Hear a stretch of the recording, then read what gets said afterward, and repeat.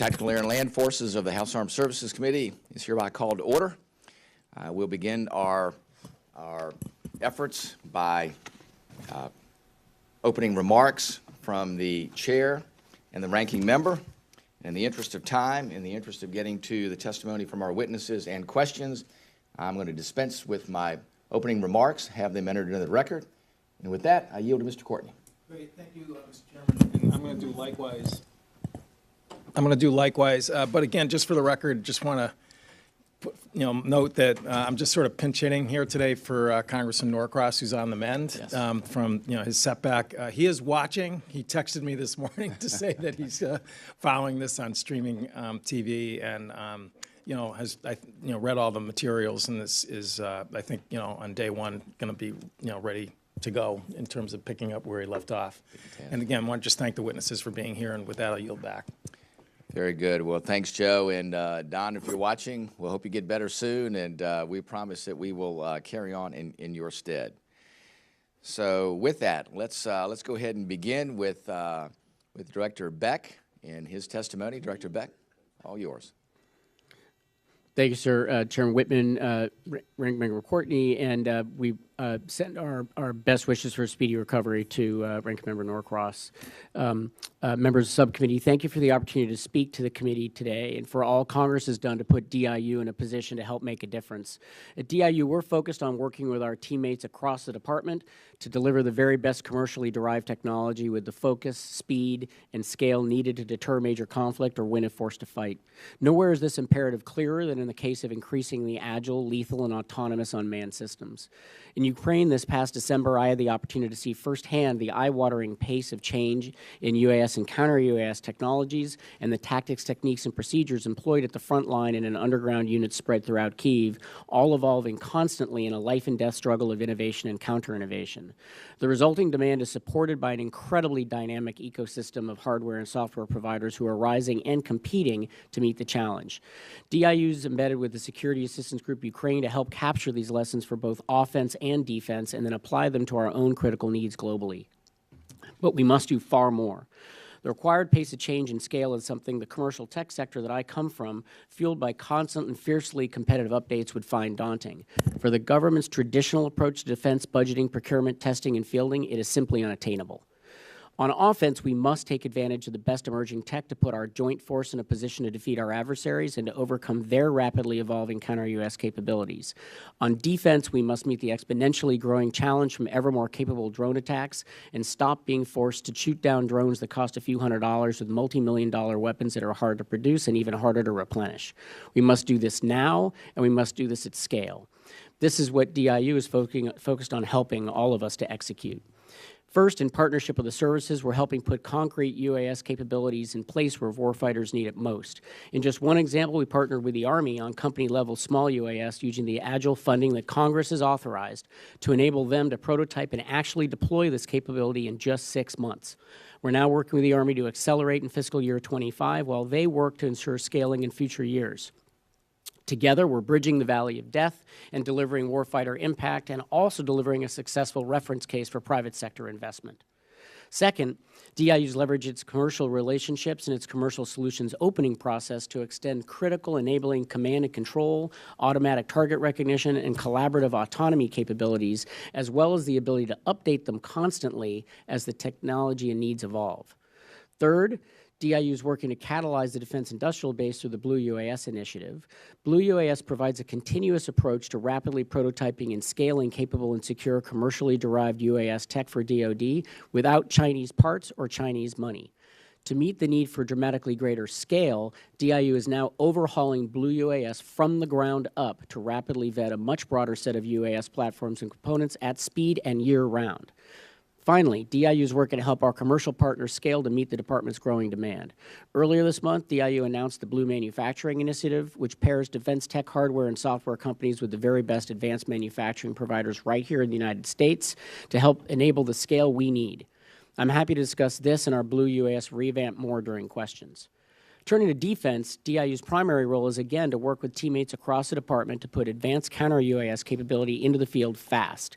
DIU is also driving Replicator 2, a whole-of-department and interagency effort to improve counter-small UAS protection for critical assets, largely centered on the homeland. Across all counter-UAS efforts, DIU is focused on leveraging the best commercially derived technology to accelerate our warfighters' ability to sense, decide, and act under incredible complexity from combat environments overseas to population centers here at home. For example, we're working with Northcom and the services to defend homeland military sites and installations, including with low-cost sensing, flyaway kits, and low-collateral solutions for site defense. In conclusion, the DOD team is already addressing the rapidly transforming arena of unmanned and counter-unmanned technologies and the enormous challenges and opportunities it presents that require us to bring the very best American innovation to bear. DIU is at the heart of these efforts with our partners across the department, many of whom are sitting with me today, but we need to be doing much, much more. We must put capability in place now. We must dramatically improve our capacity and speed to update unmanned and counter-unmanned technologies, and we must build the muscle to do so in greater and greater scale. To do this, we need your support to ensure sufficient authorities and resources are in place to help develop solutions and scale up production capacity. We can't take it tenuous or incremental steps here. We need to take bold leaps, and we need your help to do so. We'll also need your help in changing our collective culture surrounding risk.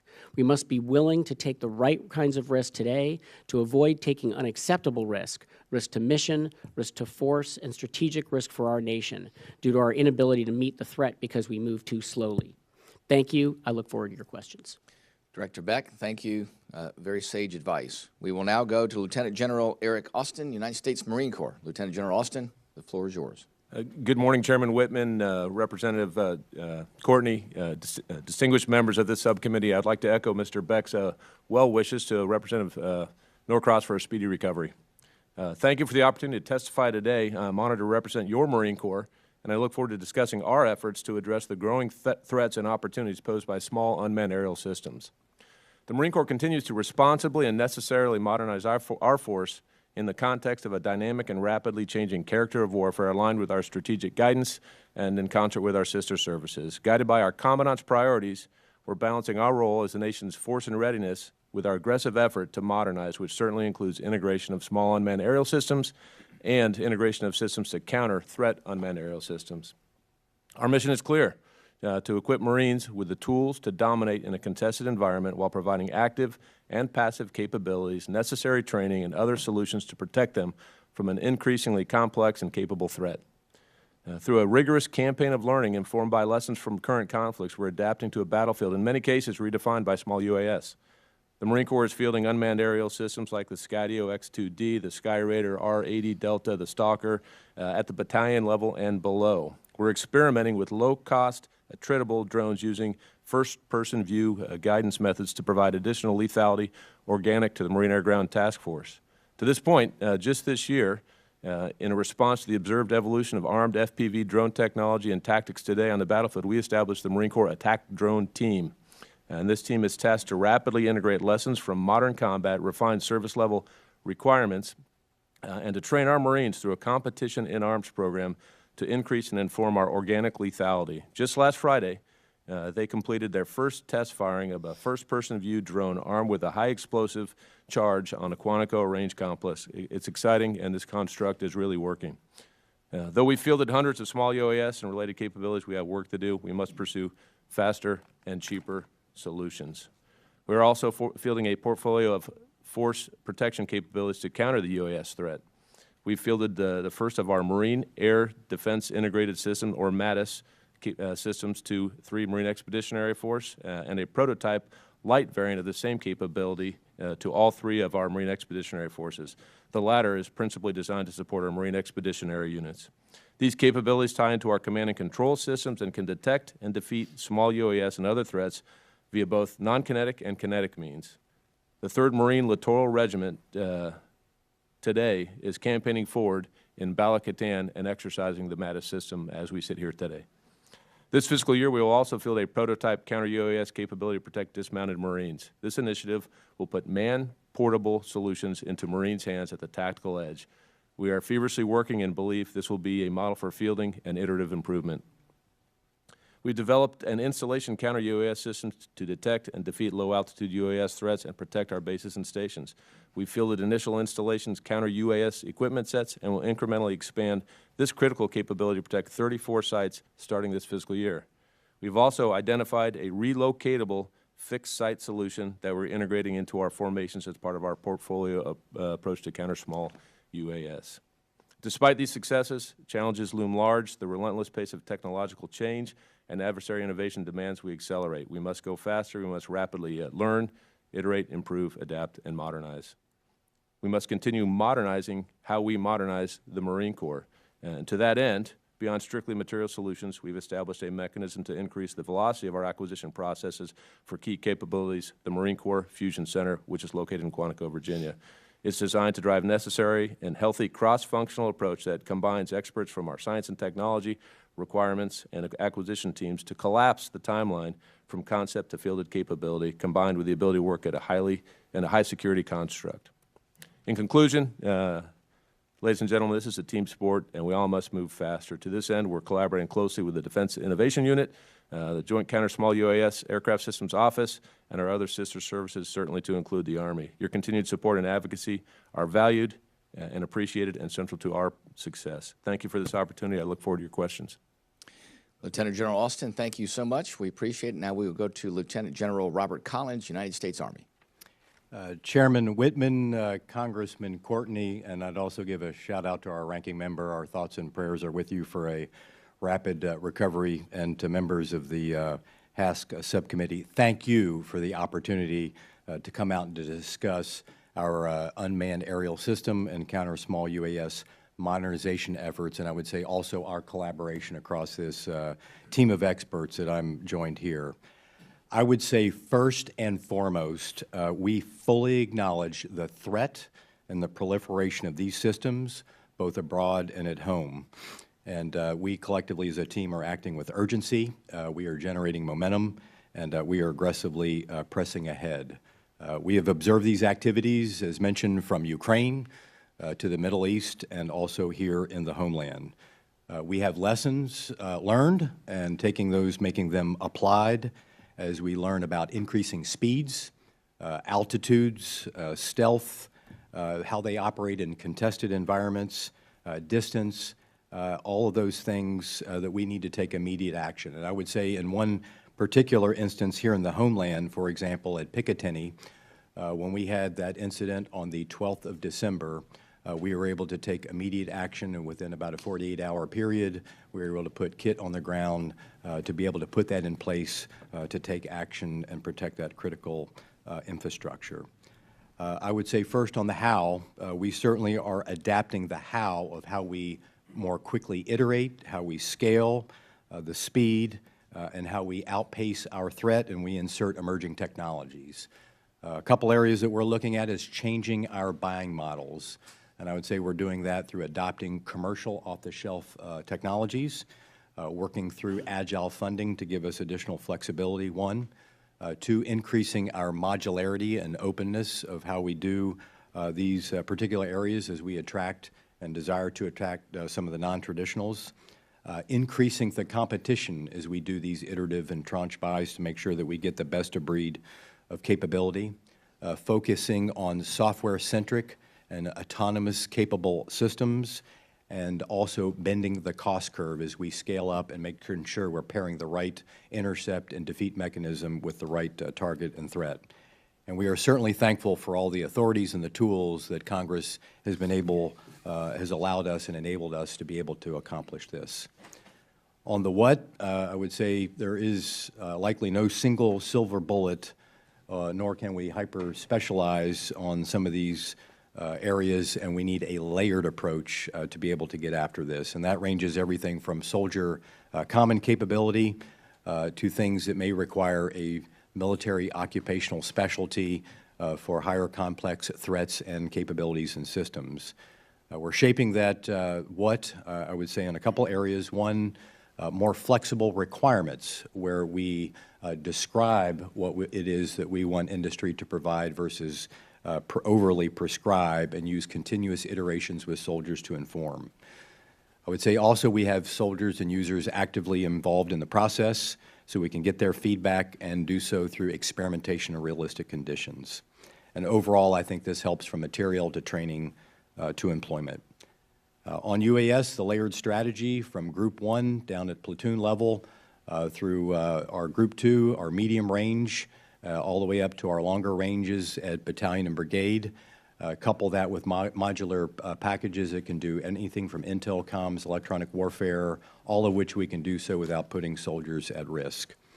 On counter-UAS, also continuing to modernize capabilities, not only through operational fixed sites for some of our operational units, as well as the Soldier Common Kit and supporting operations in the homeland and focusing in on that sense, that decide the ability that we need to do so and pair those weapon systems, and also intercept from non-kinetic, kinetic, and even at the homeland, low collateral capability given some of the urban environments.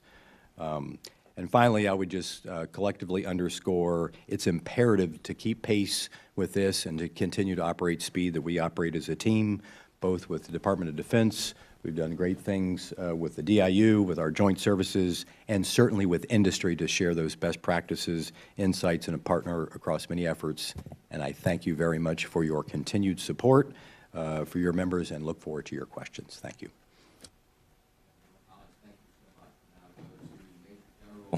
Sorry, Major General David Stewart. There we go. Trying to change your name.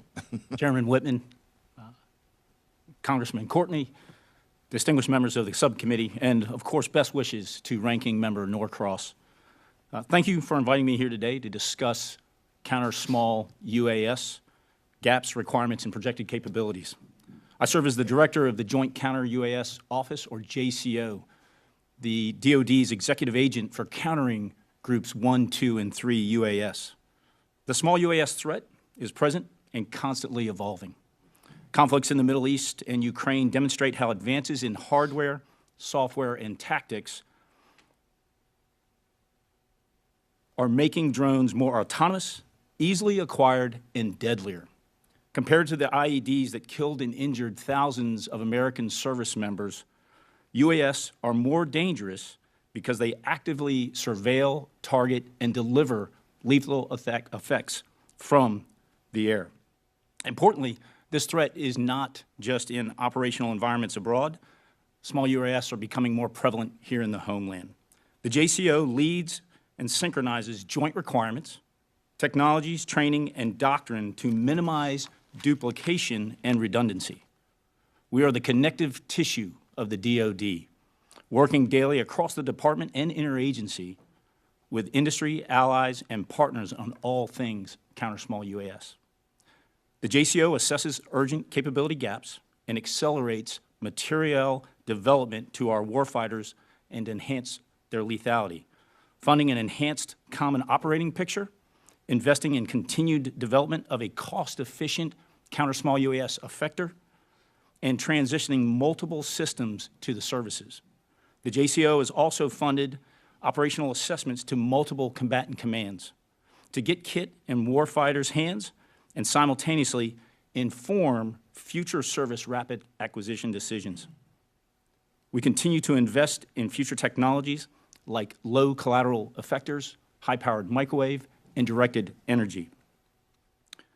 To further inform service acquisition decisions and accelerate future system development, the JCO hosts instrumented demonstrations where our industry partners showcase capabilities and we invest in promising service-led RDT&E efforts. Beyond materiel, the JCO executes rapid response teams to combatant commands, providing expertise on system emplacement and operations. We funded the creation and further development of the DOD's only Joint Counter-UAS University and online modules to build doctrinal and training foundations. We also contributed to the DOD's Counter-UXS strategy and assist with policy development. Lastly, there is no silver bullet. The breadth of this threat requires a layered systems of systems approach. With your continued support, We aim to move faster for our warfighters and government-wide stakeholders to outpace this threat at home and abroad. Thank you. Thank you, Major General Stewart. I appreciate the testimony of our witnesses, and we will now proceed to questions. Let me start by asking the entire panel this question. Where we see ourselves today is in the middle of a significant threat by unmanned aerial systems, small and otherwise. Most of what we've seen is small. We've seen incursions at places like Joint Base Langley-Eustis, at Picatinny Arsenal. Those things should concern us deeply. As I have gone and gotten the briefs on these threats, it's very clear to me that this is more than just a hobbyist that mistakenly flew a drone over a U.S. military facility. This is purposeful. It's meant to not just gain information, which much of it can be gained by other sources, but it's meant to probe. It's meant to determine what is the reaction of the United States, what capabilities do they have, and how will they act, and then how can our adversaries counter that if they did choose to do something. To me, that's very, very problematic. Major General Stewart, I want to ask you, if there was a major incursion tonight at a United States military base, what would the response be? You talk about having kit. Is there kit at these bases? Is there a kit that's in a mobile unit that can go? What would we do? How would we respond? How would we do things in a way, too, that not only eliminates the threat, but I think as importantly, gives us the opportunity to gain intelligence on the source of that threat, the capability of that threat. You know, it's one thing to completely kinetically destroy something, but it's another thing to be able to take it out, to take the threat away, but also to recover enough information to where we can take another step forward in our countermeasures. So how do we do that, and how do we take lessons learned at Langley, especially where, in my mind, there was a complete breakdown in decision making. I felt bad for the base commander there who said, "Hey, I want to be able to act. This platform was there for over 45 days, repeatedly. There were, unfortunately, responses we had to make in relation to that.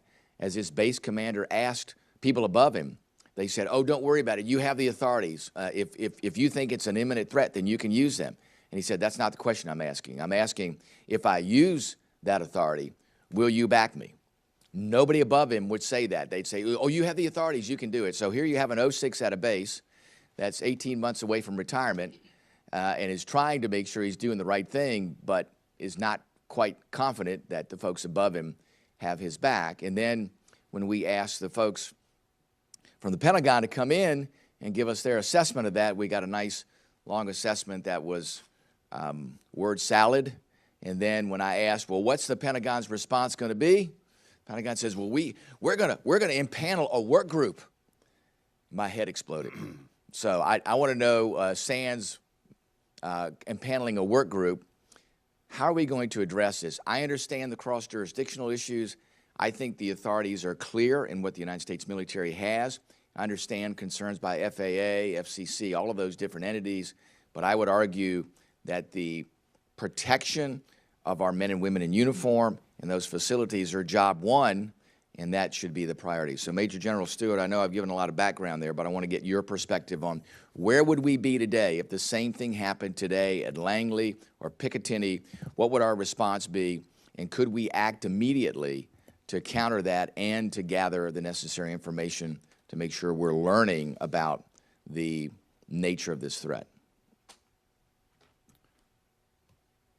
Each service and each installation will have different circumstances based mostly on the threat. And what we're finding with the threat is there are multiple ways to navigate, whether that's using radio frequency uplink, downlink, using waypoints through satellites, or loading optics in to use the terrain to fly. We're now even seeing tethered. So back to the point that there is no one silver bullet. There's no one single way to detect these different threats. So you need a system of a systems approach, for sure. Each service will look at the individual installations and the requirements that are required for capability. But beyond materiel, you point out some very good observations that training is essential, regularly rehearsed battle drills, and just really understanding policy, which the JCO has produced videos to help installation commanders understand their authorities. And then lastly, I would just say, I believe and assess that the capability is there. We have a bit of a capacity problem across each one of the services at installations, but each service is prioritizing installations based on maybe critical infrastructure as well. And lastly, I know the Northcom commander is looking for flyaway kits. I think that's critical. It'd be great if you could provide for the subcommittee an inventory of kit that's in place on these bases. I understand each service branch is responsible for their base. And then I think mobile kit is critical too for maybe bases that don't have quite as high a level of threat, but if something's there, we can mobilize kit within 12 hours and have it on site to do both sensing and efforts to be able to neutralize these efforts. So if you could give us current assessment of that, that would be great. I want to now go to my colleague, Mr. Courtney. Thank you, Mr. Chairman. Mr. Beck, in your testimony, and actually on page 3, you actually spelled it out in writing about the fact that the traditional approach to defense procurement, testing, and fielding is simply unattainable. That's why DOD, with support from Congress, must reinforce progress made over the last few years.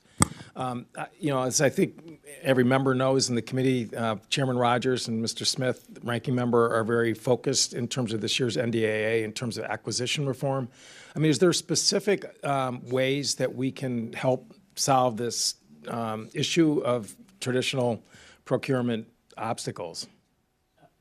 So I would love to spend the next 40 minutes and the next day talking about that because the energy and passion that I've got and that we've all got about getting after that is so enormous. I guess maybe to kind of just hit a couple of points really quickly.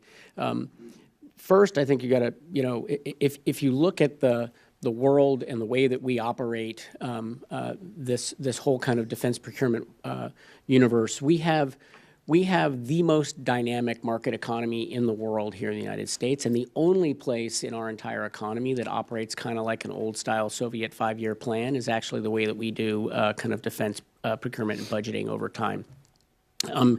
And if you compare that to the commercial tech world that I come from, which is dominated by massive demand, but that you have confidence in, but uncertainty about where that demand's going to come from, and massive competition all the way up to the moment of sale, we live in a very different world in defense. So a couple of concrete things that I think we should do differently that learn from that world.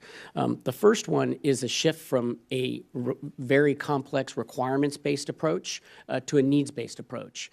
So from a 300-page document that tells the tech sector, here's exactly what we want you to go build, even though we may not know because they're the experts, it's their tech. It's a statement of the problem that we need solved operationally, with the warfighter working together with the tech leaders to then come up with solutions to that problem. That's actually what we do at DIU, but we need to scale that across the department, and that'll help us go fast and also leverage tech to really solve the problem. Second, it's about changing the dynamic to move to flexible funding as we have at DIU, thanks to the Congress as of last year. But we need to have that, I think, at greater scale and in the services as well, and move from an approach that's based on programs of record, which may make sense for certain categories of activity, but for technology that moves at an incredibly rapid pace, it makes no sense to be identifying exactly what you're going to buy in 2 years when the thing doesn't exist yet. And so moving from programs of record to something that looks more like a portfolio of record, together with the right kind of transparency so that Congress can provide the oversight necessary to be able to move within that portfolio. Third, it's about having the talent and the porosity of talent for the department to be able to move in the right people in and out to be able to help with all of this. And we have massive numbers of people who'd actually like to help, but we make it very hard for them to do so. And then fourth, it's about the approach to risk and that dynamic that I mentioned at the end of my comments, that we've got to go from a kind of zero defect world to one in which, in the company that I used to work for, we used to talk about 100 no's for every yes. If you think about what it took for SpaceX to get to the kind of launch capability they have and how many failed launches there were before they got to those successes, compare that to the way that we do it in the government system, we've got to be much more comfortable with failure on our way to success. And that means we need to be partnered with Congress differently, because we need the Congress to help support the concept that we will fail on our way to success. Great, that's very helpful, and honestly, it's really aligned a lot with some of the testimony we've heard from industry over the last few months or so. And we're going to get to a place pretty soon we start putting pen to paper in terms of NDA this year, and certainly if you or your staff follow up, with our committee staff. I mean, I think there's a window of opportunity here on all those issues about requirements, reform, funding flexibility, workforce and risk. I mean, those are. We want to make sure we can, help unclog the system here, because obviously it's, the urgency of everyone's testimony this morning, I think, is the overwhelming message. So thank you all for being here. I yield back. Thank you, sir. Very good. Thank you, Mr. Courtney. And when I go to Mr. Jimenez. Thank you, Mr. Chairman, and amen, Mr. Beck. I think that my time here, it's pretty evident that the DOD is got a culture of a fear of failure, and I've quoted what Musk does with SpaceX a lot, where failure to him is success, because that means that's one more point of failure that won't happen because they figured it out. And so we need to get to that where DOD doesn't have a fear of failure, and then we in Congress also have to change our MO, because can you imagine if Starship were actually a NASA thing, and then second one blew up or the first one blew up, the second one wouldn't have flown for 5 years, okay? And yet he just continues to fly. So we need to get to that, all right? And failure is just part of the process, and to get us there. I'm gonna pivot a little bit. In 2017, I went to, at the time I was the mayor of Miami-Dade County, and I went to Israel because I had a fear, and I still have that fear, that our critical infrastructure, in my case, we operated the Miami International Airport, was going to be vulnerable to drones. And if I had 5 drones, I could probably stop air travel worldwide, all right, if I do something, coordinated.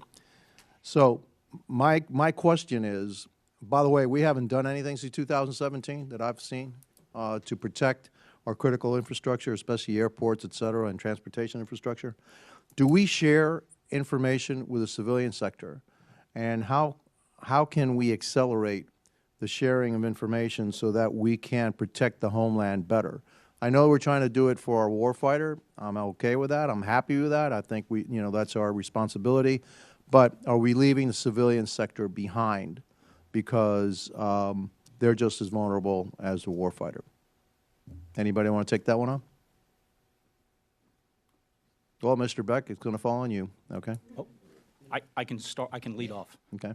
Congressman, I believe initiatives like Replicator 2 and what's happening on the southern border will help DOD and the interagency advance our learning and coordination to identify problems here in the homeland, which is really helpful. Also, I think NORTHCOM being designated the synchronizer will help here at the homeland as well. From a JCO perspective, we have demonstrations that we do with our partners in industry. We also monthly meet with 4 to 8 industry partners to bring them in and share our perspective and then learn from them. When you're talking industry, you're talking about the people that are making the stuff that shoots these things down, or are you talking to like the airport authorities and transportation authorities and said how to harden their infrastructure against these attacks? Mark my words, okay? Absolutely, and I would say this is not a question of if it's going to happen, right? Because Murphy says if it can, it will. Okay. And so I would say both. Are we working with our civilian partners that have critical infrastructure to bring some kind of capability to defend against these unmanned aerial systems? Yes. One example of that is we perform tabletop exercises where we bring in 30 interagency partners from all over the government, state and local, to address policy and legal issues. And then we bring up issues, both CONUS and then looking at what's been learned in Ukraine and in the Middle East. So we do bring that body together to share ideas and come up with common solutions. If I could augment too as well, General Collins from the Army, I would say yes, we have in one particular example, as we learned activities at Picatinny, the ability to do that cross collaboration with state, local, and federal authorities. And this was everything from how we sensed in particular environments when you have a lot of collateral and you had to deconflict that, to I'd also say in the intercept to make sure that we look at things like the ability to have like net capture or tangled drones to be able to bring them down without having significant challenges in spectrum deconfliction. I would say those are other areas. And as we go through all of those battle drills, as was discussed, how you have that cross communication and clear lines of authority are absolutely the things that we're starting to get after, not just on the M side of material, how we do that, all the coordination that goes to effect in that infrastructure with other agencies. Thank you, Mr. Chairman. Thank you, Mr. Menez. We now go to Mr. Carbajal. Sir, can I add one quick thing to that? Or I don't know. Yep. I'm not good at this, but Yeah. okay. So I would just add one, or maybe two quick points. The first one is that one of the areas that we are spending an enormous amount of time on is particularly around the technologies and sensing to be able to have a much broader reach of sense, including in some of the unique ways that we can do that, not just leveraging kind of acoustic radar, 5G, LTE, but also the data that exists out there in highly populated areas, leveraging all of that to do a better job of sensing, and then leveraging AI to be able to pull all that together and do rapid decision-making based on it. So that's one thing. Second thing is, the General mentioned Replicator 2 initiative.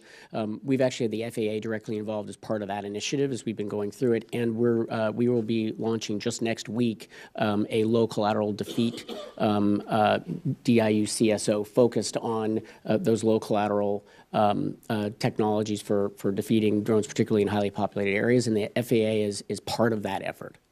Very good. Thank you. Mr. Carbajal. Thank you, Mr. Chairman. Thank you to all the witnesses being here today. Being a Marine, I always get excited when we have Marines on the panel. So I have been glad to see different parts of DOD lean into commercially available technology like DIU with the blue list. Obviously, we need to push the cutting edge and rapidly prototype to innovate and to adapt to get the warfighter what they need. Mr. Beck, can you walk me through the rationale behind the blue UAS refresh that took place in 2024? And are you worried that removing companies from the blue list will erode trust with the industrial base? Yeah, so I'm really glad that you brought this up because so first I'll answer your specific question about what we did in 2024, but then maybe walk quickly through the evolution of blue. And I mentioned in my prepared remarks that we are right now doing a complete revamp of blue to get after exactly the challenge that I think you just alluded to. So the first is in 2024, we did a major refresh of the list in order to reflect the huge change that's come in the technologies themselves. And that was fundamentally about changing the quality, everything from electronic warfare resiliency to lethality, as well as cost, because we need these things to be less expensive, frankly, than they were. And so that's what that was all about. Now, as a reminder, the blue list primarily is, from its inception, was about ensuring that providers of unmanned systems were vetted to be compliant with the law in terms of Chinese parts and Chinese capital. And one of the things that sort of has happened over time is frankly, the scale of the industry and the pace of the industry has outgrown the processes and the way that we work through it. So, for example, when we started Blue in 2019, there were a couple dozen companies to be thinking about vetting. By the time we actually did the first list, there were over 100 that try to get on the list, of which there were a couple of dozens that can actually meet those hard criteria of established in the law. Now there are hundreds, maybe even thousands, that could meet that list, and we are still using that same sippy straw effectively in order to vet them all in a very white glove way, one at a time, to issue an ATO. And so we're changing that now so that the compliance piece that says, does this company meet the standard that's been established in the law, and therefore are they legal to buy? We are making that, working very closely with industry, who we've been spending a lot of time on how do we revamp this. We're making that a truly compliance-based list that anybody who meets those criteria can get on, and that's done constantly on an ongoing basis, so that you meet the criteria, you can be on the list. And then we're taking those that actually reach that higher standard and that include those quality requirements, and they're really the best of the best in terms of including, for example, one that just came on the list during this last revamp. That's the first U.S. company using only U.S. parts that's getting to Ukraine levels of both cost, with just a couple $1,000s and dropping, and thousands of units a month and rising.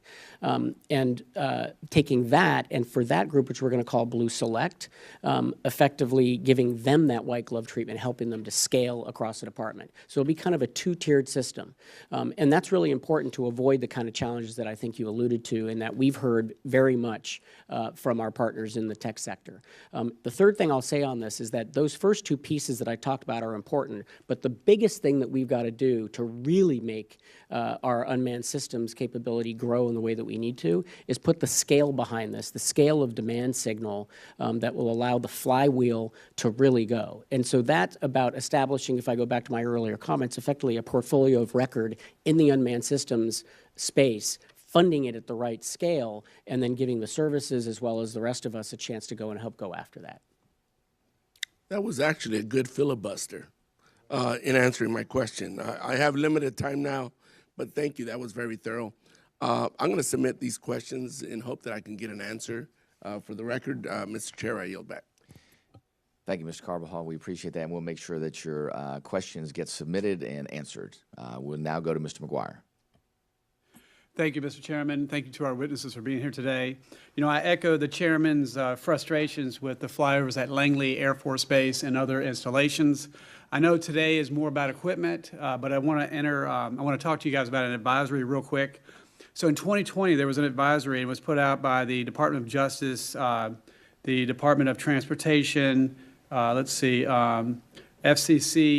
and the Department of Homeland Security. And the title of that advisory says, the advisory on the application of federal laws to the acquisition and use of technology to detect and mitigate unmanned aircraft systems. I believe the reason our commanders hesitate is because they're treating a remote control airplane or a drone as if it was a passenger airliner. And so I'd like to, with unanimous consent, I'd like to enter this advisory into the record. Without objection. Without objection. And so our team is looking at legislation to possibly amend 18 U.S.C. 32 code and basically changing the language from aircraft to manned aircraft. And I think that will get rid of the stigma that comes with that advisory that came out in 2020. So again, we've entered that in the record. But let's go back to equipment. I recently visited the Starbase in Texas, where Elon Musk is building the Starship. Can take 150 plus tons of equipment into space, and he cannot meet the demand. I mean, it's amazing how efficient he is. He puts engineers on the floor, not up in some air-conditioned office. So if you're working on a rocket and you see a weakness, you can go straight to an engineer and fix it on the assembly line. Or if you see an improvement, you can go straight to an engineer and fix it so every rocket gets better, better, and better. And one of the things I heard him say is he actually said when he has a project, he wants to fail as hard as possible, as fast as possible. You can imagine if it drags on forever and ever and ever. So I just want to echo the comments that you guys said. I also heard a comment, I think it was from General Stewart, you said that this UAS threat is way worse than the IED threat that we experienced in the Middle East, and that makes a lot of sense to me. And so it is a real threat. So that being the case, and I'd like to ask all members of the panel, is how are we doing on outpacing this threat at home and abroad? And we'll start with Mr. Beck.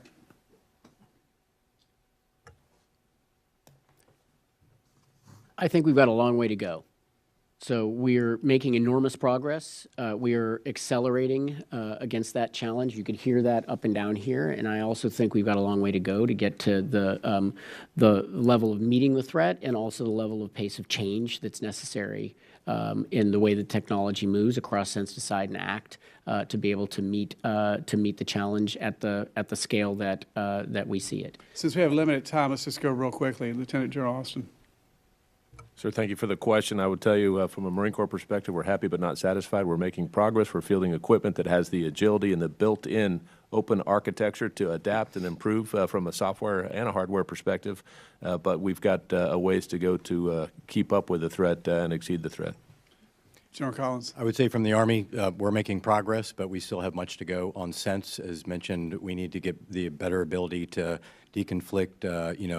There's a lot of, things that are out there that we need to discriminate these targets, understand what it is. On the decide piece, use AI with data to be able to identify and pair those with weapons. And then on the intercept, not only on kinetic, but on non-kinetic and low collateral so that we can lower the cost curve and be able to get after some of the threats that are swarms and things that go into an autonomous mode. I think about the Patriot missile systems and things like that. Yep. Small dollars taking out big dollars. Right. And General Stewart. I assess we've had some great success in the Middle East, leveraging against Group 3 one-way attacks using Coyote, APKWS, and then SM2, 3, and 6. So that was the most important and dangerous threat, the Group 3 one-way attack. Now we're seeing both home and abroad the Groups 1 and 2 smaller for swarm and mass attack. And Mr. Beck, you mentioned that you visited Ukraine and you went to the tunnels where I guess they're producing these drones at a very low cost. How would you, if you could in this environment, how would you compare our capabilities to do the same or better to scale compared to Ukraine? Well, I mean, I think that we need to be able to scale at a whole other level of scale. But maybe I'd make two comments. First one is that what I saw there was very impressive because you've got literally in basements and 3D printers, developers, together with warfighters, coming up with an incredibly iterative process to move. Our system is not built to do that, which is why we right now buy 4,000 or 5,000 drones a year in our system, and there are 4,000 a day being produced over there. So we're on a different scale. One thing I would that we're doing to try to get after this or help to is to link the incredible capability that we have for hardware and software in some of these emerging companies who just don't have the scalability yet with the incredible capability in advanced manufacturing that we're now seeing in the United States, everything from digital engineering all the way through the 3D printing, putting those two groups together and giving them an opportunity to effectively fund each other so both can scale, which is strategic for us. That's the Blue Manufacturing Initiative that I mentioned. Thank you. Yield back. Thank you, Mr. McGuire. Now go to Mr. Bell. Thank you to the chair and ranking member. Thank you all for being here. During our hearing with Northcom, I asked General Guillot about the importance of instituting strong policies to counter UAS and to protect our military and intelligence installations. His recommendations included putting all DOD installations under Section 130I and expand the rules of engagement for drones. General Collins, what are the current capability gaps in detecting and countering drones near military installations, and how is the Joint Counter Small Unmanned Aircraft Systems Office working to address these challenges with both existing and future technologies? Thank you, Mr. Congressman. And I think that's a very good question. I think, first, as we start to look at what we're putting out on the installations in the homeland, our ability to sense and look through the clutter that is a unique thing as part of the urban environment is one area that we're specifically looking at.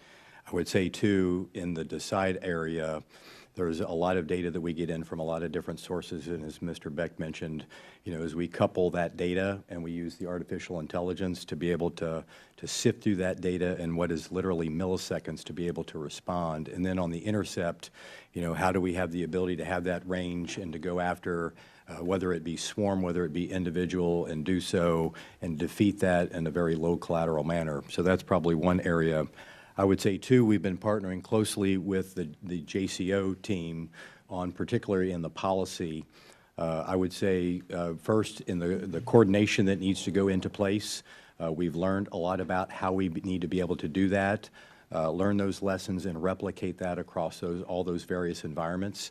The second piece is a training aspect in which the JCO has helped, I think, across all the services, everything from how we do installation training to mobile training to everything as simple as a video that someone can go out and watch. And then, as already mentioned, too, the SOPs on those battle drills to get out there and rehearse, rehearse, rehearse.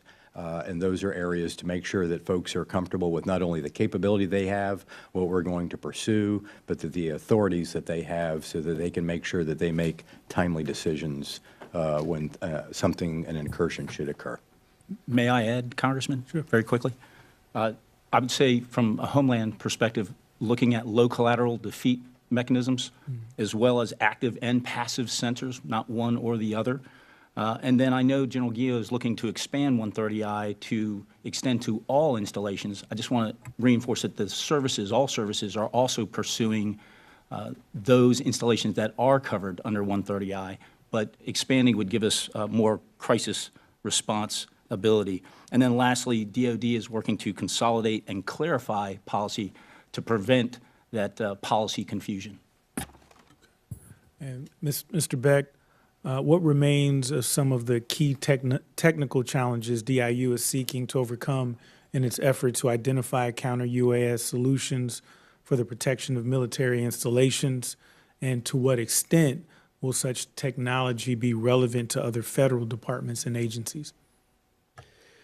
So the areas that we're really focused on break down into that sense, decide, and act that we've all been talking about. And so, on the sensing side, the ability for our teams to be able to see what's coming. So that's new acoustic technologies. It's radar that's lower cost and smaller and can be mobile. It's leveraging 5G and LTE, and it's leveraging that commercial data. I mentioned the AI-enabled decision support, which is really a critical area, because the volume of data and the speeds that we're talking about, as the general referred to, is truly astronomical, and that's a major area that we're focused on. And frankly, where the commercial tech sector has capabilities that are immediately applicable that we need to figure out how to get on board. And we're in the middle of doing that. In fact, we have a project with the Army right now that we're working very closely on exactly that. And then on the from a commercial tech sector, in particular on the ACT side, it's really about those low collateral interceptors and getting after those solutions, whether it's through electronic means or low kinetic ballistics means, or other forms of bringing those drones down. And those solutions, I think, are extremely applicable to others, not just to us. Thank you. I think that's my time. I yield back. Thank you, Mr. Bell. Appreciate it. We'll now go to Mr. Hamadeh. Thank you, Mr. Chairman. General Collins, there's a huge contrast between what Israel was able to accomplish jointly with the U.S. and partners in stopping hundreds of missiles and drones, and we saw how just one drone was used to tragically kill our soldiers in Jordan. Now, are we better able to counter drone threats in the region than when Iran barraged Israel last year? Mr. Congressman, I think we have been able to take the lessons learned, and we are better off as we start to take a look at how we've pre-positioned capability, how we have put out our ability to sense, to distribute. There are things that we have done in our intercept capability, specifically on the time to launch, from the time to seek and the time to be able to destroy. so that we've been able to learn. And then as we start to look, and we've partnered with the JCO, as we start to see various parts of the threat, specifically in the Group 3, how they increase speed, how they increase altitude and maneuverability, making sure that we are not only keeping pace, but getting ahead of the pace of how that we're able to address those threats. Also within the layering of the capability, taking a look at other alternative means from both kinetic and non-kinetic means to provide a multi-layered approach for protection. And could our outposts or even a major base such as Al Udeid in Qatar sustain such a barrage and wave of drones attack? I think we'd need to, at every one of those sites, we've looked at the threat profile to make sure that we've got the appropriate mechanisms to defend each one of those sites. Mr. Beck, in your view as Director of the Defense Innovation Unit, how could a partnership with Israel help bring us up to speed? So I think there are probably two forms of getting to kind of specific technologies. The first one is actively learning from the experience that the Israelis are having. They're putting obviously an enormous amount of effort into the challenge. They're seeing it every single day. And they have extremely adept technology in Israel, plus they're very adept at leveraging technology from the rest of the world. And so we actively learn from what they're doing in the DIU. And then the second piece is specific kit, specific technology, specific companies that are doing that in Israel. And one of the things about DIU, when we will, if the very best capability is from one of our allies or partners, we will we'll take that on board. And sometimes one of the 2 or 3 prototypes that we end up awarding to will be from one of our allies or partners. Thank you. And General Austin, the 2021 NDAA requested a joint electronic warfare training range plan. Are you familiar with that? I am not, sir. Okay, we're going to submit this question for the record. I hope just get a response, okay? Absolutely. And I know we have got votes coming up. Mr. Chairman, I will submit my final questions for the record. I yield back. Thank you, Mr. Hamadeh. And I would encourage other members, too, if you have additional questions, to submit them for the record in the face of us having a pending vote and then a lot of people getting ready to head back to their districts. We will do that, and I want to thank our witnesses for joining us today. This has been incredibly helpful. It will indeed inform what happens in this year's NDAA, where I think we need to take some additional steps forward. I know there's been a lot of discussion about 130I. I look at it and believe that the authorities are there. I think a lot of times there's hesitancy on other agencies for various and sundry reasons. Many are not related to the threats that we face on the base, but again, trying to mitigate what they believe is their risk. I think it's fairly clear on the 130I what we can do and what we need to do. But we will make sure we provide a little refinement there in this year's NDAA. So again, I want to thank our panel today. Thank you so much for your reflection on what we need to do. Thanks for what you're doing. Thanks for pushing this issue forward. It is incredibly important for us to be able to do these things, especially in light of all the other tangential information that's come out in the last 8 months on drone sightings across the nation. I think people are in a heightened state of awareness on this, and when they ask about what's happening on our military bases, they want to feel confident that we are responding and responding quickly. So I appreciate the panel, and if there are no further comments, this subcommittee stands adjourned.